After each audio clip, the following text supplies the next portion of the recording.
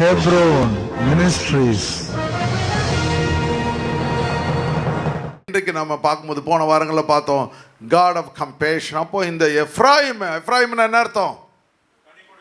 கனி கொடுக்கிறவன், ஃப்ரூட்ஃபுல் அப்படின்னா கனி கொடுக்கிறவன். மறுபடியுமாய் அந்த எஃப்ராயிமை தன்னிடத்திலே கூட்ட நினைக்கின்றார். ஹல்லேலூயா. ரெண்டாவது காட் ஆஃப் அடோரேஷன் சொல்கிறார், நான் பரிசுத்தர், நீ என்னிடத்தில் வந்து விடு என்று சொல்லி அவனோடு கூட உறவு வைத்துக்கொள்க நினைக்கின்றார். மூன்றாவது காரியம் பார்க்கும் பொழுது அவனை என்ன பண்ணுறாரு, ரெஸ்டிடியூஷன்னா மறுசீரமைப்பு செய்கிறார். நான்காவது காரியம் என்ன பண்ணுறாரு, காட் ஆஃப் காம்பன்சேஷன், இழப்பீடுகளை தருவார். எதெல்லாம் அந்த உபத்திரவ நாட்களில், கஷ்ட நாட்களில் நீங்கள் இழந்து போனீங்களோ, இப்போ அந்த யோபு என்ன பண்ணுறான், எல்லாவற்றையும் இழந்து போய் விடுகிறான். இழந்து போனதெல்லாம் திரும்ப கொடுத்து விடுகிறார். ஹல்லேலூயா. அப்போ மூணாவது காரியம் என்ன பண்ணுறோம், ரெஸ்டிடியூஷன்னா மறுசீரமைப்பு. ஹல்லேலூயா. ஓசியாவின் புத்தகம் 11ஆம் அதிகாரம் 10ஆம் வசனத்தை வாசிங்க. அவர்கள் கர்த்தரை பின்பற்றுவார்கள். அந்த வசனம் ரொம்ப அருமையான வசனம். அவர்கள் கர்த்தரை பின்பற்றுவார்கள். They shall walk after the Lord. They shall walk after the Lord. அவர்கள் கர்த்தரை பின்பற்றுவார்கள்.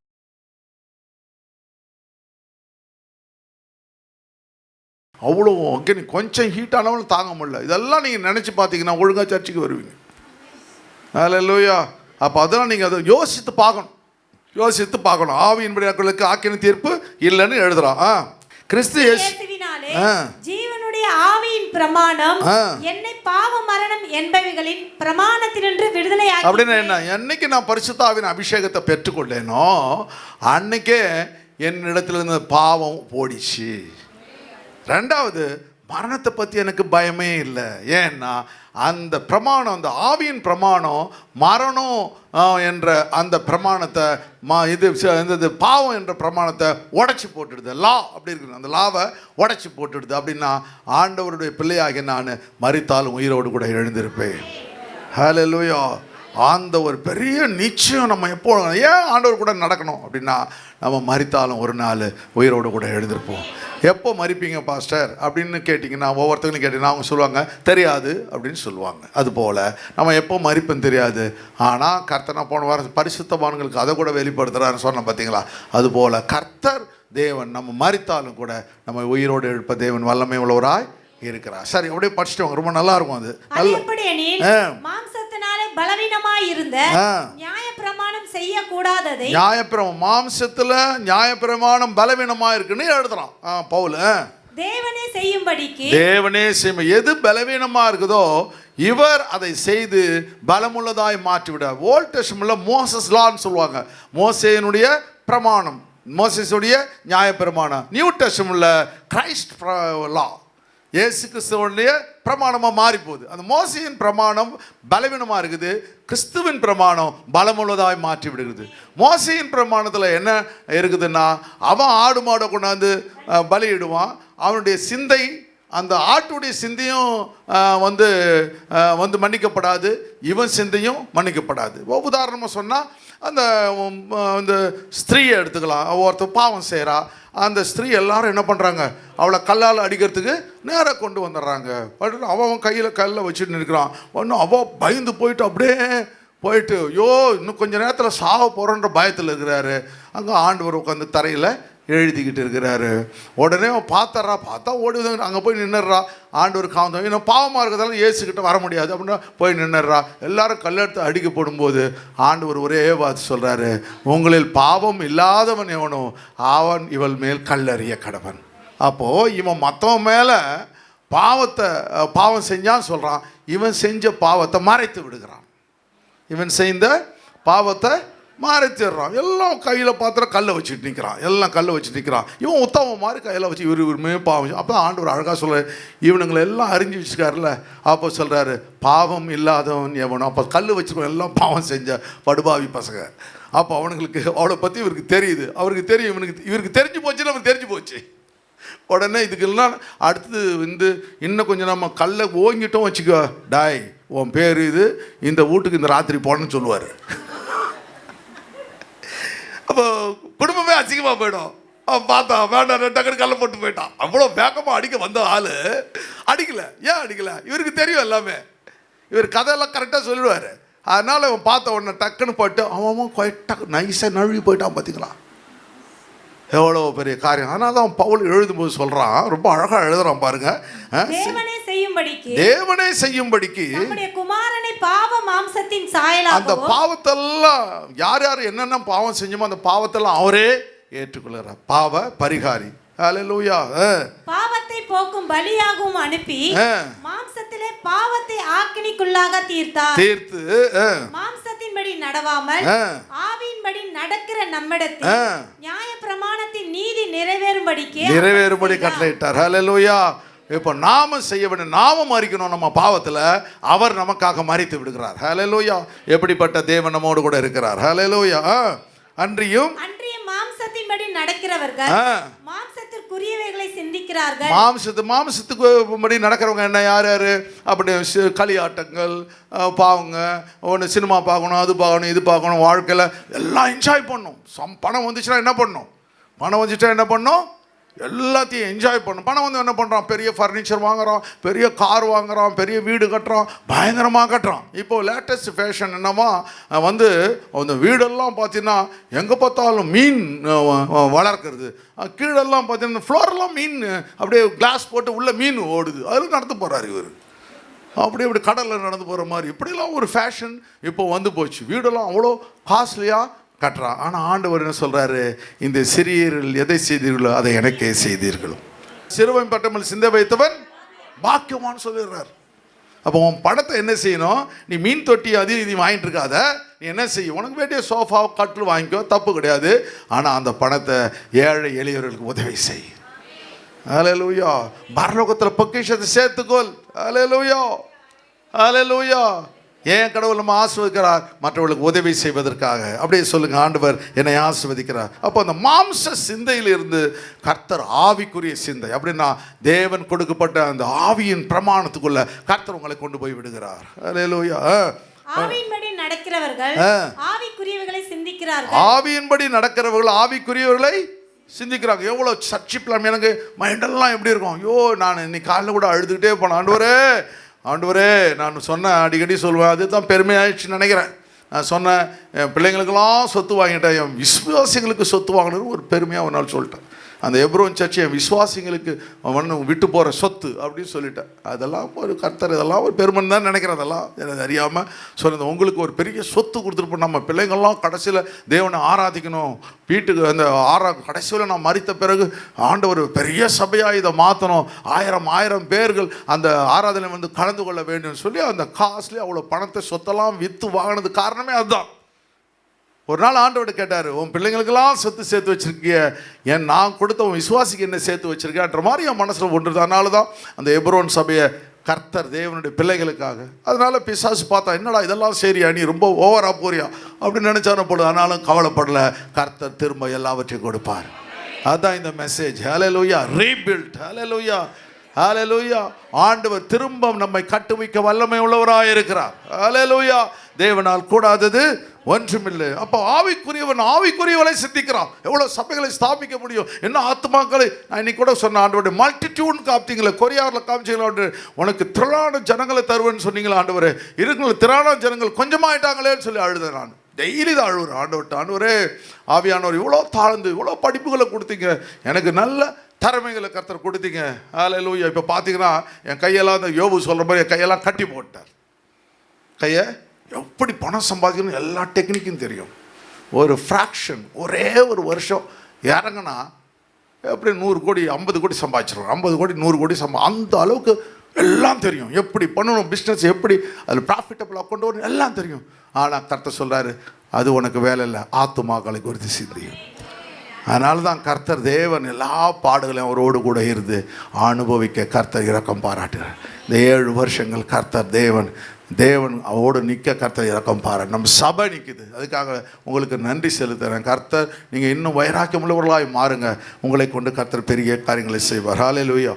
ஆவியிலே நடக்கிறவர்கள் ஆவிக்குரியவர்களை சிந்திக்கிறார்கள். ஹல்லேலூயா. எப்பொழுதும் ஆத்துமாக்கள் சபைக்கு வர வேண்டும், புதிய ஆத்துமாக்கள் ரட்சிக்கப்பட வேண்டும். ஆவிக்குரியவர்களை நீங்கள் ஆவிக்குரியவர்களை சிந்திக்கிறீர்கள். பக்கத்தில் சொல்லுங்க, நீங்கள் ஆவிக்குரியவர்களை சிந்திக்கிறீர்கள். ஆவிக்குரியவன் ஆவிக்குரியவர்களை சிந்திக்கிறான், நீங்கள் ஆவிக்குரியவர்கள். சொல்லுங்க. மாம்ச சிந்தையோ மரணம், ஆவியின் சிந்தையோ ஜீவனும் சமாதானமுமா. அங்க உட்கார்ந்து நம்ம பார்த்து என்ன செய்ய போறோம்? அதே ஒரு வேலைக்கு போனால் அட்லீஸ்ட் ஆண்டவர் ஆசீர்வாதத்தை கர்த்தர் கொடுப்பார் இல்லையா? நம்முடைய சர்ச்சில் எல்லாம் ஒர்க் பண்ணுறீங்க, எனக்கு ரொம்ப சந்தோஷம். யார் யாரெல்லாம் வேலைக்கு போடுங்க, கை தூக்கும் போகலாம். எல்லாம் மேக்ஸிமம் எல்லாம் வேலைக்கு போகிறீங்க, எனக்கு சந்தோஷம். வேலைக்கு போகாதவங்க மரியாதையாக வேலைக்கு போயிடுது. ஆமாம், நல்லா ஆண்டு சம்பாதிங்க. கர்த்தர் உங்களுக்கு கொடுத்த தாழ்ந்து உங்கள் ஹஸ்பண்ட் நல்லா சம்பாதிச்சா தப்பு கிடையாது.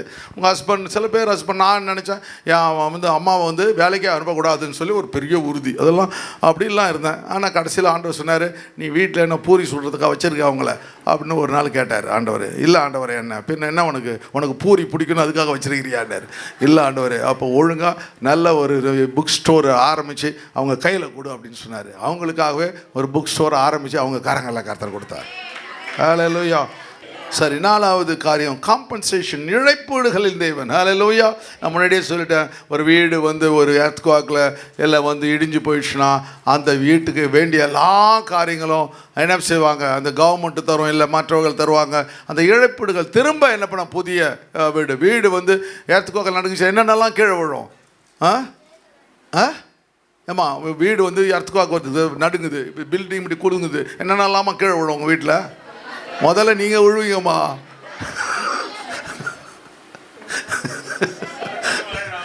முதல்ல தடுமாறி நீங்கள் விழுந்துருவாரு. அது நீங்கள் பார்த்த டிவி தான் ஃபஸ்ட்டு விழும். ஆமாம், அதுக்கப்புறம் ஃப்ரிட்ஜு விழும், அதுக்கப்புறம் என்னென்னலாம் நீங்கள் நேசிங்களோ பொத்தாக விழுந்து கண்ணு முன்னாடி உடையும். ஹல்லேலூயா, ஹல்லேலூயா. ஆனால் திரும்ப என்ன பண்ணுற, எல்லாவற்றையும் நீங்கள் புதுசாக வாங்குவீங்க. பழசெல்லாம் தூக்கி போட்டு எல்லாம் புதுசு ஒரே நிமிஷத்தில் கொஞ்சம் கொஞ்சமாக வாங்கினதெல்லாம் கர்த்தர் என்ன பண்ணுவார், ஒரு புதுசாக கர்த்தர் கொடுத்து விடும். அது இழப்பு வீடு. அது போல் இந்த எப்ராயிம் தேவனுடைய விலைக்கு போகிறான், கர்த்தரோட திரும்ப அழைக்கிறாரு. அதுதான் 11ஆம் அதிகாரம் 11ஆம் வசனம் வாசிங்க. எகிப்திலிருந்து குருவிகளைப் போலவும் அசீரியா தேசத்திலிருந்து புறாக்களைப் போலவும் பயந்து வருவார்கள். அப்பொழுது அவர்களை அவர்கள் வீடுகளில் குடியிருக்க பண்ணுவேன் என்று கர்த்தர் சொல்லுகிறார். ஹல்லேலூயா. எந்த இடத்தை விட்டுட்டு போனாலோ திரும்ப கர்த்தர் அவர்களை தன்னுடைய வீட்டில் கொண்டு அவர்களை சந்தோஷிப்பிக்க பண்ணுகிறார். ஹல்லேலூயா. அவங்க செய்கிற காரியங்கள் என்ன அப்படின்னு பார்க்கும்போது ஓசியாவின் புத்தகம் 7ஆம் அதிகாரம் 11ஆம் வசனத்தில் சொல்றாங்க பாருங்க. பேதையான புறாவை போல இருக்கிறான். எப்ராயிம் எப்படி இருக்கிறான்? பேதையான புறாவை போல இருக்கான். நிறைய பேர் தெரியாம தான் தவறுகள் செய்வாங்க, சில பேர் தெரிஞ்சு செய்வாங்க. தெரியாம செய்யற தவறுகளை கர்த்தர் மன்னிக்கின்றார். இங்க ஆண்டவர் அவனை பார்த்து எப்படி சொல்றாரு, இவன் ஒரு பேதை, சில்லி டாவ்னு சொல்றாரு. சில்லி டாவ், இவன் ஒரு பேதையான புறா அப்படின்னு சொல்றாரு. பாத்துங்க, வித்தவுட் சென்ஸ், அறிவில்லாம செஞ்சுட்டான் அப்படின்னு சொல்றாரு, தெரியாம செஞ்சுட்டான் அப்படின்னு சொல்றாரு. ஆனா என்ன பிரச்சனைன்னா, தெரியாம செஞ்ச தவறை நம்ம உணர்ந்து ஆண்டவர்கிட்ட மன்னிப்பு கேட்கும் பொழுது நிச்சயமா தேவன் மன்னிச்சிருவார். சில பேர் என்ன சொல்லுவாங்க, அந்த தெரியாமல் செஞ்ச தவறுலேயே மூழ்கி போயிடுவாங்க. குடிக்கிறவன் என்ன பண்ணுவான், நீ குடிச்சிட்டு இருக்கிற, உன் குடும்பம் அழிஞ்சிட்டு இருக்கு, உன் குடும்பத்துக்கு கொடுக்க வேண்டிய காசை நீ கொடுக்கல அப்படின்னு எல்லாரும் மனைவி அழுவாயோ, நம்ம பிள்ளைக்கு ஃபீஸ் கட்ட வேண்டியது கட்ட முடியல, வாடகை கட்ட முடியல, ஈபி கட்ட முடியல, நீ இது மாதிரி குடிச்சிட்டு வந்தால் டெய்லி இவ்வளோ கொடுக்குறியா அப்படின்னு சொல்லும்பொழுது, ஐயோ என் குடும்பத்தை ஆண்டவர் எனக்கு நல்ல குடும்பத்தை கொடுத்தார், நல்ல மனைவியை கொடுத்தார். இந்த மனைவியை கொடுத்தார். என்கிட்ட ஒரு ஒர்க்கர்ஸ் ஒர்க் பண்ணுறாரு. அந்த ஹஸ்பண்ட் எப்போ பார்த்தாலும் குடிச்சிக்கிட்டே இருப்பான். அவன் ஒய்ஃப் ரொம்ப பயங்கரமான தைரியசாலி. பயங்கரமான தைரியசாலினா சாதாரண தைரியசாலி இல்லை, அது பயங்கரமான என்னச்சுன்னா அந்த ஏரியாவே பயப்படும். நான் பேர் சொல்ல மாட்டேன், அது ரொம்ப வருஷமாக நம்ம கம்பெனியில் ஒர்க் பண்ணிட்டு இருக்கு. பயங்கரமான போல்டு, அது செம போல்டு டாய் அப்படி தான் கூப்பிடும். அது பயப்படவே படுப்பாது. இன்ஜினியர்லாம் யாருக்கு மரியாதை, நமக்கு ஒருத்தர் தான் பயப்படும். அது பயமுடு அப்படின்னு சரியா சரியான்னு சொல்லணும். அந்த மாதிரி லேடி இந்த ஹஸ்பண்டை பெரட் எடுக்கும் பாரு. ஆமாம் ஆமாம், அலருவான், டமால் டிமில் அடருவான். இவங்க எல்லாம் ஊரே ஒரு மேய்ச்சிடுவார். இவன் ஒரு வீட்டில் போனவொன்னு பொட்டி போகாமல் அடங்கிடுவார். நீங்கள் அந்த ஊரில் அந்த கதைலாம் இங்கே வேணாம், ஒழுங்காக உட்காரு, போட்டுறது துண்டு சாப்பிட்டு உட்காரு, அது குறை இது குறை சொல்லாது. அப்படி எல்லாத்துக்கும் மேனேஜ்மெண்ட்டெல்லாம் அதான் கரெக்டாக செய்யும், பொய் சொல்லாது, எல்லாத்தையும் கரெக்டாக செய்யும் அப்படின்னு சொல்லு. என்னம்மா இப்படி செஞ்சுட்டான், ஆமாம் அந்த ஆளுகிட்ட அந்த புத்தி இருக்கியா, அவன் உதங்கியா அப்படின்னு சொல்லுவோம். அப்படிலாம் சொல்லும். பயங்கரமான ஒரு போல்டு லேடி. அது என்ன பண்ணுது, தான் பிள்ளைங்கள் எல்லாம் பார்த்தீங்கன்னா இப்போ ரட்சிக்கப்பட்டவங்களாம் ஆலயத்துக்கு போகிறாங்க. அவனுடைய பையன் ஊழியம் செய்கிறான், அவனோட பையன். ஆனால் அப்பா எப்படி சிட்டிசன், குடிமகன். ஆனால் குடும்பம் எப்படி அருமையான குடும்பம். அந்த குடும்பத்தில் அவர் சொல்லுவார், நான் திட்டினேன், ஏன் இவ்வளோ சம்பாதிக்கிறேன், ஒரு நாளைக்கு 1600 சம்பாதிக்கிற, அப்புறம் ஆளுங்களை வச்சுக்கிற, அதில் கமிஷன் 300 200 வருது. ஒரு வாரத்துக்கு எப்படியும் 20,000 சம்பாதிக்கிற, 25,000 சம்பாதிக்கிற, எல்லாத்தையும் குடிச்சு போட்டு நீ மட்டும் நல்லா அந்த பணத்தை சேர்த்து. அப்போ மாதத்துக்கு 60,000 சம்பாதிக்கிறான். 60,000 சம்பாதிக்கிற காசை அப்போ ஒய்ஃபு சம்பாதிக்குது, பிள்ளைங்க சம்பாதிக்கிறாங்க. ஆனால் சாதாரண வீட்டில் ஒன்றுமே இல்லாத வீட்டில் நீ எப்படி இருக்கணும்யா? காரில் மாருதி காரில் வர வேண்டிய ஆடி லுங்கி கட்டின்னு இப்படி சாஞ்சி நடந்துக்கிட்டு வரிய அப்படின்னு திட்டுவேன் நான் அவனை. அதுபோல் நம்ம அந்த உணர்வு இருந்துட்டு ஆண்டவர்கிட்ட திருந்திட்டானா அந்த குடும்பத்தை கர்த்தர் உயர்த்தி விடுவார். இவன் செஞ்ச காரியம் என்னன்னா, எப்ராயிம் அவர் அத்தனை செய்யும்போதும் அவன் தன்னுடைய நிலைமையை விட்டு அவன் திருந்தாமல் வாழ்ந்து கொண்டிருக்கிறான். ஆனால் சொல்கிறார், எப்ராயிம் பேதையான புறாவை போல இருக்கிறான், பிறகு அவனுக்கு புத்தி இல்லை. புத்தி லேது పక్కన వరకు చెప్పండి, புத்தி லேது சொல்லுங்க, புக்கள் சொல்லுங்க, ஒரு வார்த்தை கற்றுங்களேன், புத்தி லேது.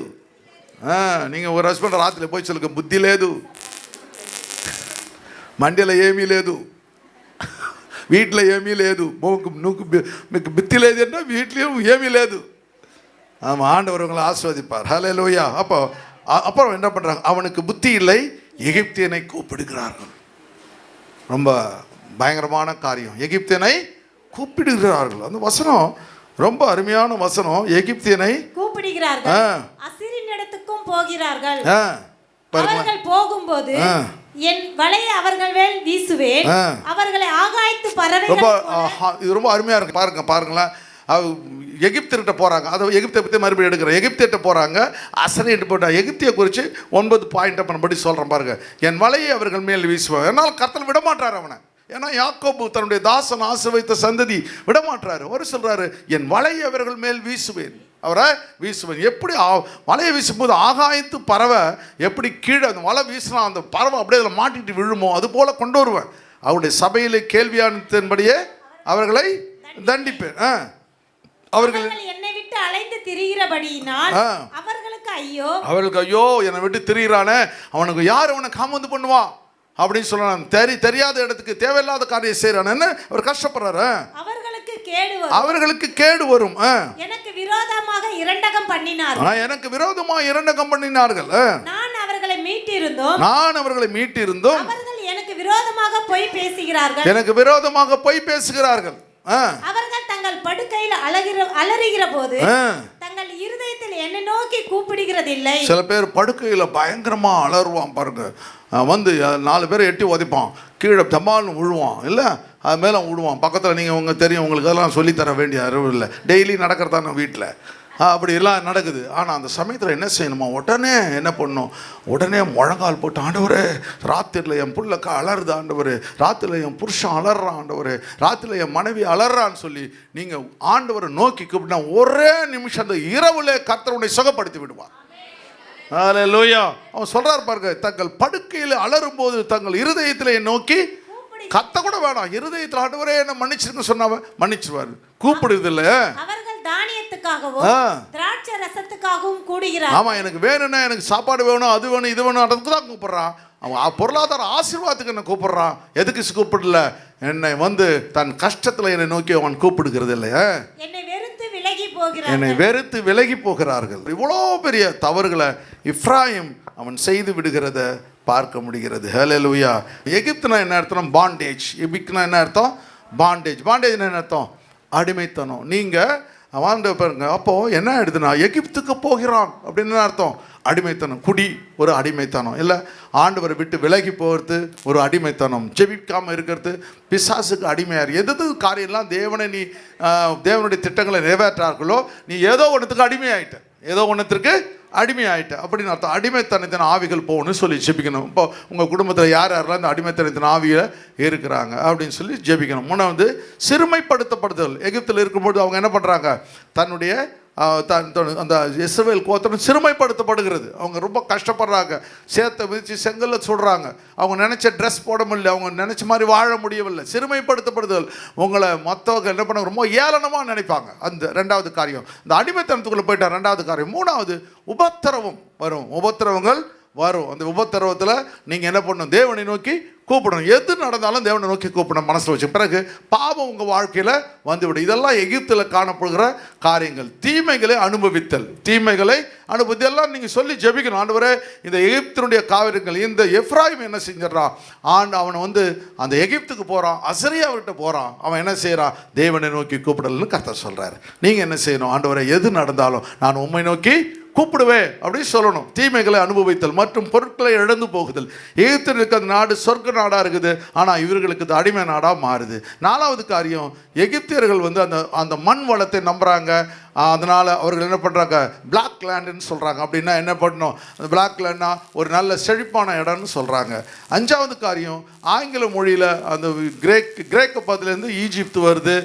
அது பிறகு AEGPTOS அஜிப்டோஸ் அப்படின்னு அந்த வேர்டு. பிறகு தான் இங்கிலீஷில் வந்து ஈஜிப்துன்னு வைக்கிறாங்க. அவங்க மித்தாலஜின்னா வந்து கற்பனை கதைகளை அதிகமாக நம்புகிறாங்க, உண்மையான தெய்வத்தை நம்புவதில்லை. அதெல்லாம் இந்த எப்ராயிமுக்கு வந்து விடுகிறது. எப்ராயிமுக்கு நீங்கள் போய் சேரும்பொழுது அவங்க கல்ச்சர்லாம் உங்களுக்கு வந்துடும். சரிங்களா? இப்போ அமெரிக்கா போகிறவங்க பார்த்தா இப்போ கேட்டிங்கன்னா நீங்கள் என்ன பண்ணீங்கன்னா, அப்படி எப்படி நீங்கள் சாப்பாடு இல்லாமல் இருங்கன்னா, no no I don't like rice நோம்பர், ஐ ஹாவ் பிரெட் வைக்க.